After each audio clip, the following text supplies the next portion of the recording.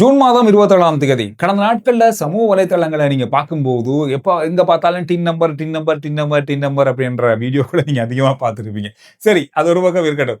இப்ப இலங்கையில இதுவரைக்கும் டின் நம்பரை எத்தனை பேர் எடுத்திருக்காங்கன்ற உத்தியோகபூர்வமான தகவலை இறைவர் திணைக்களம் வெளியிட்டு இருக்காங்க. 12 மில்லியன் பேர் இதுவரைக்கும் டின் நம்பர் எடுத்திருக்காங்க. அதாவது 1.2 கோடி பேர் டின் நம்பர் எடுத்திருக்காங்க. 1,20,00,000 பேர். இந்த 1,20,00,000 பேரும் கட்டாயம் வரி கட்டணுமா அப்படின்னு கேட்டா இல்ல.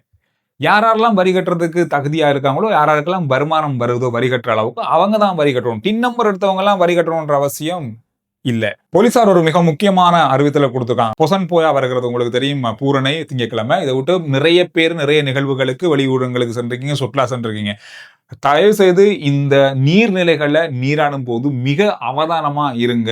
நீர்நிலைகள்ல நீராட போறதை தவிர்த்து கொள்ளுங்க அப்படின்றத போலீசார் எச்சரிக்கையா விடுத்திருக்காங்க. காரணம் என்னன்னு சொன்னா, அதாவது இந்த 6 மாத காலத்துல, இந்த வருஷம் 2026ல மட்டுமே நீர்நிலைகள்ல நீராட சென்று அனர்த்தங்களுக்கு உள்ளாகி 76 பேர் உயிரிழந்திருக்காங்க. இது மிகப்பெரிய ஒரு அனர்த்தமாக பார்க்கப்படுது. காரணம், இந்த மாதிரி ஒரு குறுகிய காலத்துக்குள்ள அதுவும் நீர்ல நீராட சென்று, அதாவது அதுவும் நீர்நிலைகள்ல நீராட சென்று உயிரிழந்தவர்கள் என்றது குறிப்பிடத்தக்கது. எனவே 10,000க்கும் அதிகமான போலீசார், காவல்துறையினர் இந்த நீர்நிலைகள், ஆபத்தான நீர்நிலைகளை மையப்படுத்தி கடமையில் இருக்காங்க. அப்படி இருந்தும் கூட அவதானமா நீர்நிலைகள்ல நீராடுங்க. இந்த மது போதையில நீராடுறது, இந்த மாதிரியான விஷயங்களை முற்றுமுழுதா தவிர்த்து கொள்ளுங்க என்ற தகவலை போலீசார் விடுத்திருக்காங்க. இது ஒரு மிக முக்கியமான செய்தி. அமெரிக்க ஜனாதிபதி ஒரு பெரிய குண்டை தூக்கி போட்டிருக்காரு. ஈரான் மீது இல்ல, பல நாடுகள் மீது. காரணம்னு சொன்னா, அமெரிக்காவில் இருந்து இயங்குகின்ற டிஜிட்டல் தளங்கள் இருக்குதானே, இந்த டிஜிட்டல் தளங்களுக்கு பல நாடுகள் இப்பொழுது அவங்களுடைய சேவைகளுக்கு வரி விதிக்கிறதுக்கான பல ஆலோசனைகளை செய்து வராங்க. இதுல குறிப்பா ஐரோப்பிய நாடுகள் இதை ஆலோசனை செய்து வராங்களாம். இதனால அவர் ஒரு புதிய திட்டத்தை கொண்டு வந்திருக்காருன்னு சொன்னா, அமெரிக்காவில் இயங்குகின்ற இருந்து வழங்குகின்ற சேவைகள், டிஜிட்டல் தளங்கள், குறிப்பா ஃபேஸ்புக், யூடியூப், இந்த மாதிரியான டிஜிட்டல் தளங்கள் இருக்குதானே, நிறைய ஆன்லைன் பொருட்கள் வாங்குற டிஜிட்டல் தளங்கள், இந்த Booking.com மாதிரியான, நெட்ஃபிளிக்ஸ் மாதிரியான டிஜிட்டல் தளங்கள் இருக்குதானே, இதெல்லாமே வந்து பல நாடுகள்ல பாவிக்கிறாங்க. இதெல்லாம் பாவிக்கிற நாடுகள் என்ன செய்ய போறாங்க, இதுக்கு வரி விதிக்க போறாங்க.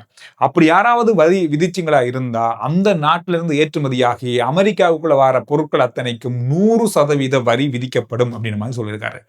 கடந்த நாட்கள்ல இலங்கையும் வந்து இந்த டிஜிட்டல் தளங்களை பயன்படுத்தி பெறப்படுகின்ற சேவைகளுக்கு வரி விதிக்கிறதுக்கான ஒரு திட்டத்தை கொண்டு வர போறாங்க தானே.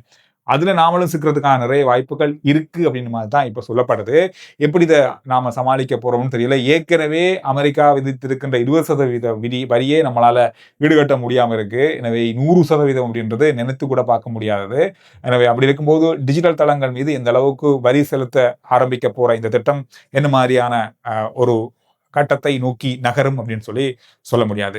நேற்றைய நாள்ல ஒரு சோலார் ஜெனரேட்டரை பத்தி உங்களுக்கு ஒரு தகவல் சொல்லியிருந்தேன். நிறைய பேர் இது தொடர்பான நிறைய கேள்விகள் கேட்டிருக்கீங்க. இன்னும் கொஞ்சம் விளக்கம் சொல்லுங்க அப்படின்னு சொல்லியிருக்கீங்க. அதாவது இந்த சோலார் ஜெனரேட்டர் எப்படி இயங்கும்னு சொன்னா, சுருக்கமா சொல்ல போனா, மின்சாரத்தை சேமித்து வைத்து மின்சாரம் இல்லாத நேரத்துல பயன்படுத்தக்கூடிய ஒரு பொருள்.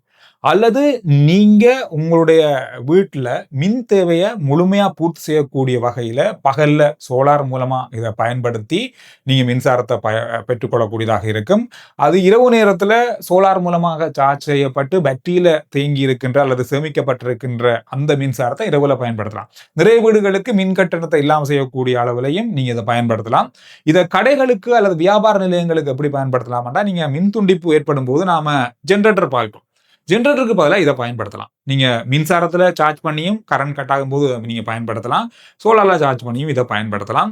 இப்ப ஜெனரேட்டர் பயன்படுத்தும் போது பெட்ரோல், டீசல் பயன்படுத்த வேண்டி இருக்கும், சத்தம் வரும், இந்த மாதிரியான பிரச்சனைகள் இருக்கு. ஆனா இதுல அது எதுவுமே இருக்காது. மிக இலக்குவா நீங்க மின்சாரத்தை சேமித்து வைத்து பயன்படுத்தக்கூடியதாக இருக்கும். இது வந்து ஒரு சோலார் ஜெனரேட்டராக தான் இயங்குது. இது பல தேவைகளுக்கு, உங்களுக்கு என்னென்ன தேவைகளுக்கு இதை பயன்படுத்த முடியுமோ நீங்க உங்களுக்கு ஏற்ற மாதிரி இதை பயன்படுத்திக் கொள்ளலாம். இது தொடர்பான மேலதிகமான தகவல்களை நீங்க அறியணும், இன்னும் வேணும்னு சொன்னா இந்த இலக்கத்துக்கு வாட்ஸ்அப் மூலமா உங்களுடைய கேள்விகளை அனுப்புங்க. இது தொடர்பான விளக்கம் உங்களுக்கு முழுமையாக அளிக்கப்படும். இது தொடர்பான விலைகள் என்ன அப்படின்றது கூட நீங்க வாட்ஸ்அப் மூலமாக கேட்டு தெரிந்து கொள்ளக்கூடியதாக இருக்கு. காரணம்னு சொன்னா, இது 3 வகையில இருக்கு, 3 பிரிவுகளாக இருக்கு. 5 கிலோவாட் பேட்டரி, 5 கிலோவாட் இன்வெர்டர். இதுல வந்து இன்வெர்டரும் பேட்டரியும் ஒன்றாகவே இருக்கு, ஒரே பகுதியாகவே இருக்கு. வேற வேறையா நீங்க வாங்க வேண்டிய அவசியம் இல்லை. 5 கிலோவாட் இன்வெர்டரும் 10 கிலோவாட் பேட்டரியும் இருக்கு. 10 கிலோவாட் இன்வெர்டர், 10 கிலோவாட் பேட்டரி, இந்த மாதிரி 3 பிரிவுகள்ல இதை பெற்றுக்கொள்ளக்கூடியதாக இருக்கும். இது தொடர்பான இன்னும் தகவல்கள் வேண்டாம், நீங்க நான் சொன்ன மாதிரி வாட்ஸ்அப் மூலமா உங்களுடைய கேள்விகளை அனுப்புங்க. உலகத்தில் இருக்கிற 25 நாடுகள் மிகப்பெரிய அளவான வெப்ப சூழலை இப்பொழுது அனுபவித்து வருவதாக கணக்கிடப்பட்டிருக்கிறது. பழமைக்கு மாறான வெப்பத்தை அனுபவிக்கிறாங்க. இதுல ஐரோப்பிய நாடுகள் உள்ளடக்கப்படுது. இந்த வெப்பம் இப்பொழுது அவங்களுடைய இயல்பு வாழ்க்கையை பாதித்திருக்கிறது. இந்த 25 நாடுகள்லையும். இதுல கவலைக்குரிய இன்னொரு விஷயம்னு சொன்னா, இந்த 25 நாடுகளுக்குள்ள இலங்கையும் இருக்கின்றதுதான். இலங்கையும் இது தொடர்பான பலதரப்பட்ட முன்னேற்பாடுகளை செய்து வராங்க. வருகின்ற நாட்களில் வரப்போற இயற்கை மாற்றங்கள் இது தொடர்பான பலதரப்பட்ட அவதானிப்புகள் செய்யப்படும். ஆனாலும் இந்த வெப்பம் காரணமாக பலதரப்பட்ட மாற்றங்களையும் செய்து வராங்க. உலகத்துல கடந்த காலங்களில் ஏற்பட்ட காலநிலை மாற்றம் காரணமாக 1.5 டிகிரி செல்சியஸ் வெப்பநிலை அதிகரித்திருக்கலாம். இதனால பல நாடுகள் இன்னும் வெப்பத்தின் பாதிப்பாக அமையக்கூடிய வாய்ப்புகள் இருப்பதாக எதிர்ப்பு கூறப்படுது. திங்கட்கிழமை வரப்போற பொசன் பண்டிகையை முன்னிட்டு நாடு முழுவதும் அதிகளவான தன்சல்கள் உணவு சாலைகள் பெறுவதற்கு அல்லது வழங்குவதற்கு அனுமதி பெறப்பட்டிருக்கிறது.